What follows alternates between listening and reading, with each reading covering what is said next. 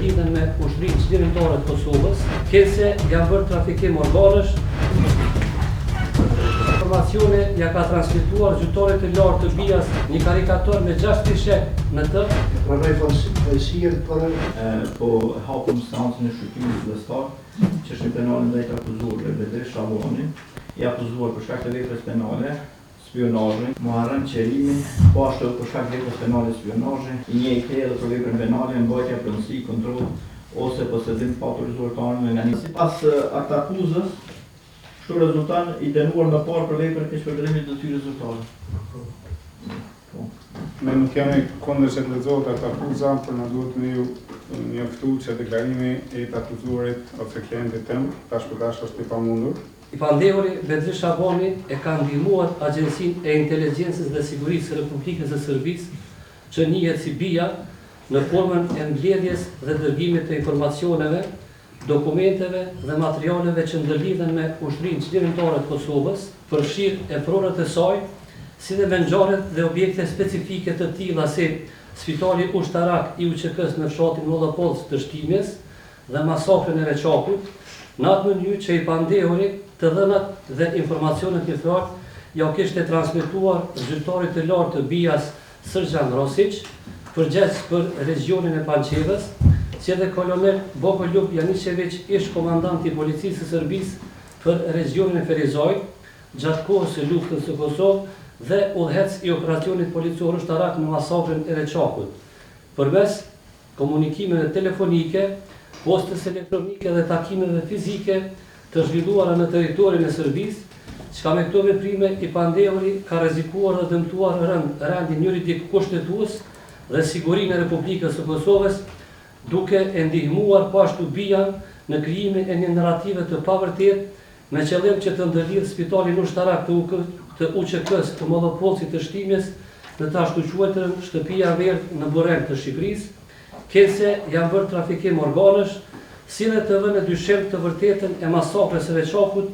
duke kërkuar nga zyrtari i BIA-s dhe Bogoljub Janićević që të ndërmarrin veprime operacionale,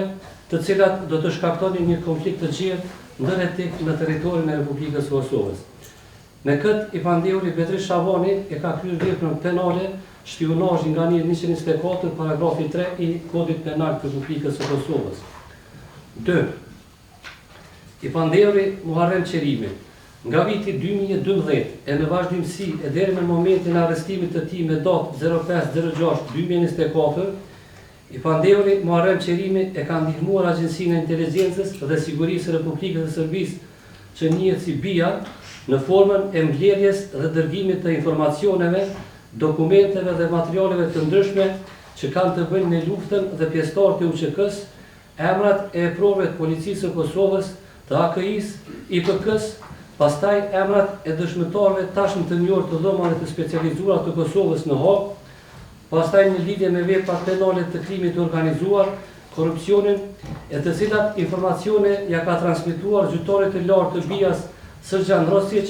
përgjegjës për regionin e Panqevës, përmes komunikimeve telefonike dhe takimeve fizike që ka zhvilluar në territorin e Republikës së Serbisë, çka me këto veprime i pandehuri e ka rrezikuar dhe dëmtuar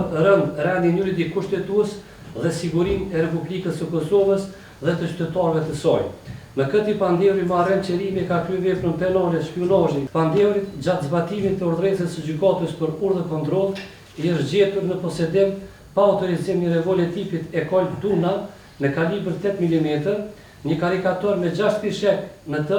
20 fishek të tjerë me mbishkrimin 11-53, si dhe 4 karikatur tjerë me shenjën e gjysmë hënës dhe një rumbullak, të cilat janë sekuestruar nga policia e Kosovës.